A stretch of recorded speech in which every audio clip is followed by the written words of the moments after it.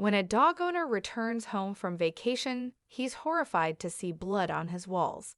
He looks at his German Shepherd and realizes the shocking truth. James stepped through his front door. The break had done him a world of good, but it was certainly nice to be home again, and he couldn't wait to be reunited with his German Shepherd, Max. However, as soon as the door closed behind him, something didn't feel right. His home was silent. Max hadn't even come to greet him.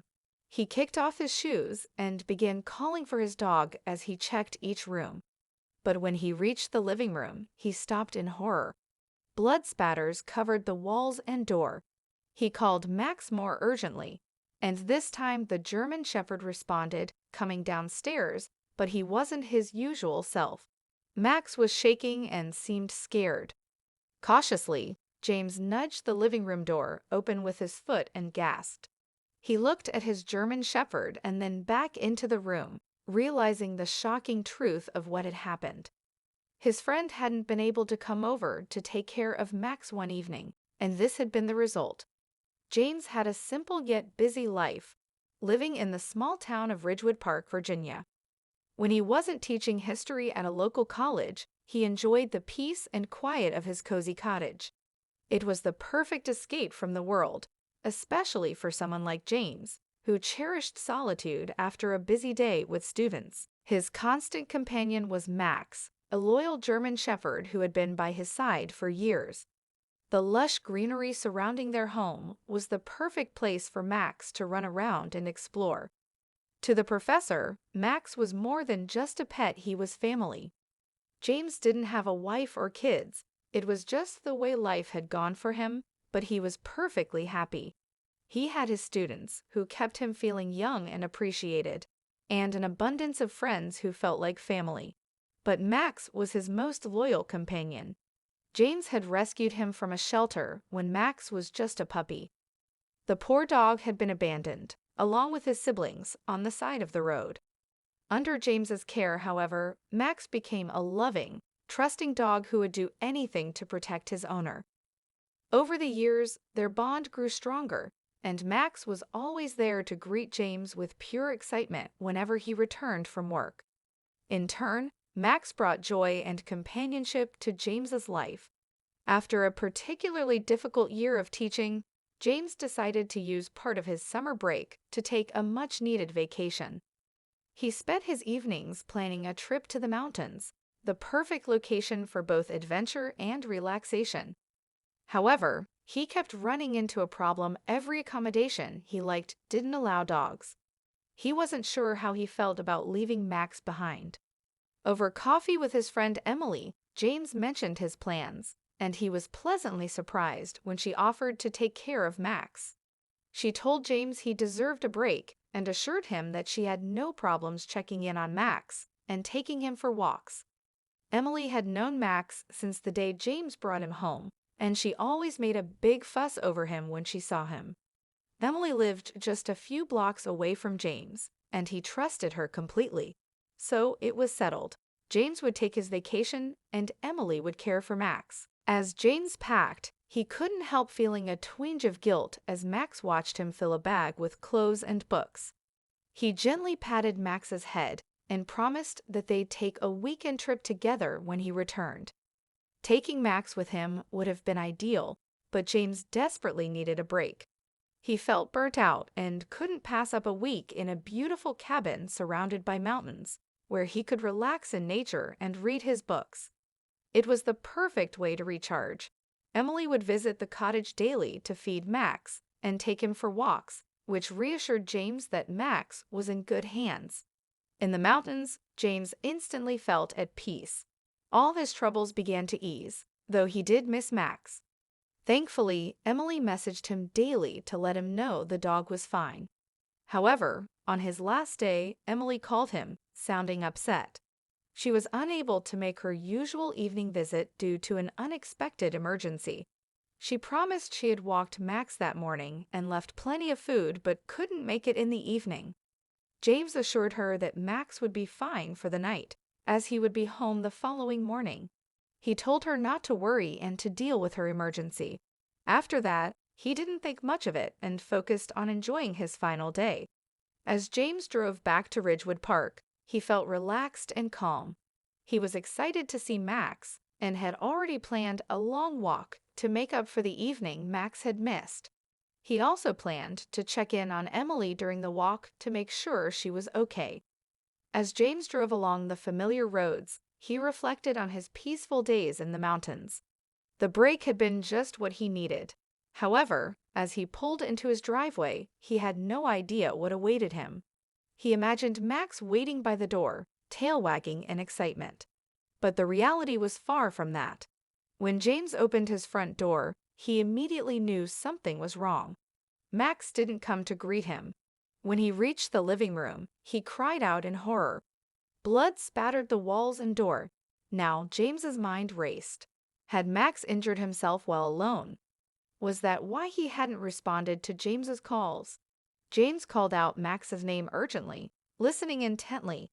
A noise from upstairs alerted him to movement, and soon he heard the familiar thud of paws descending the stairs. His relief at seeing Max was short-lived. He quickly checked the dog for injuries, but Max appeared to be unharmed. This meant the blood had to have come from someone else, but woe, the sight before him was gruesome. James hesitated, unsure if he wanted to see what was behind the living room door. But he had to find out what had happened. Something felt off, as if his home was no longer his. Max wasn't his usual self either. He stuck close to James, trembling and showing no excitement at his owner's return. It seemed the dog was relieved rather than happy. James didn't want to touch the blood-stained door, so he cautiously nudged it open with his foot. What greeted him made him gasp and stumble back in shock. His entire living room was wrecked. Cabinets and drawers were emptied, sofa cushions scattered on the floor, and books flung from shelves, their pages crumpled. James, now shaking, moved carefully through the room, avoiding the blood-stained walls. Max stayed by his side, whining softly. The next room, James's home office, was just as trashed. As James looked around, he began to piece together the truth. His sanctuary had been broken into. Given that Max wasn't injured, the blood could only have come from one source: the intruders. Max must have defended their home, and in doing so, he had likely injured them. Thankfully, James had nothing to worry about.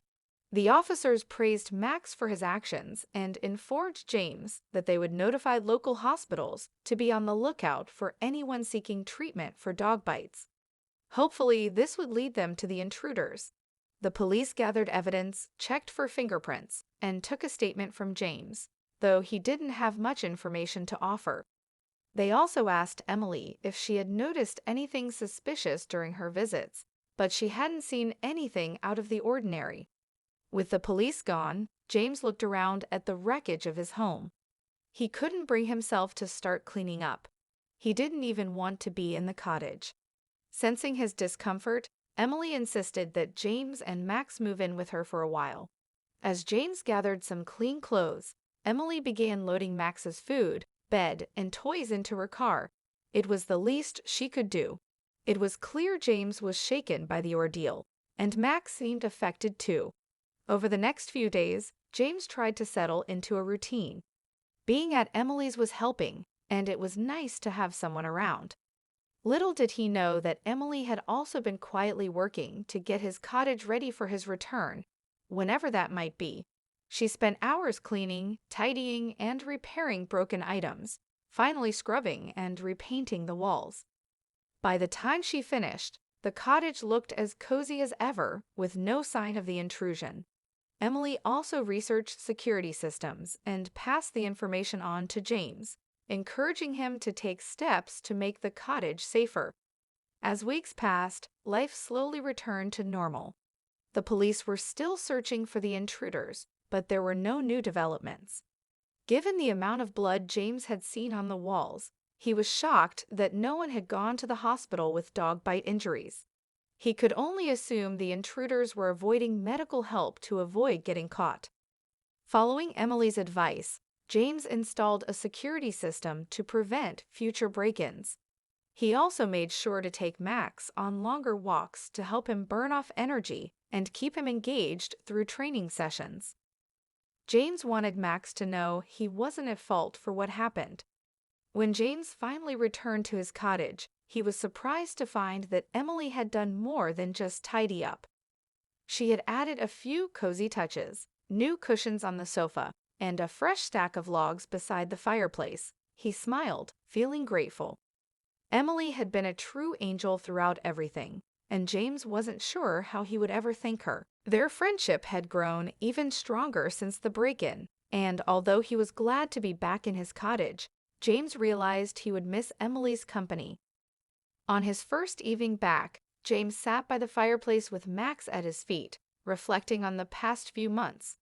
He felt immense gratitude for Emily's support and Max's bravery. The break-in had been terrifying, but it had brought some positive changes too. James had always thought of Emily as a close friend, but now things felt different. He had been considering something for a while and decided it was time to act. Picking up his phone, he sent Emily a message asking if she would like to go to dinner on Friday. It felt like a risky move, one that might even jeopardize their friendship, but the break-in had reminded him that life was too short for regrets. His phone buzzed almost immediately, and when he read Emily's reply, his heart soared. She would love to go to dinner. Maybe this was the beginning of something more than just friendship. As if sensing James' happiness, Max wagged his tail. The break-in had been one of the worst experiences James and Max had ever gone through, but in the end, everything had worked out.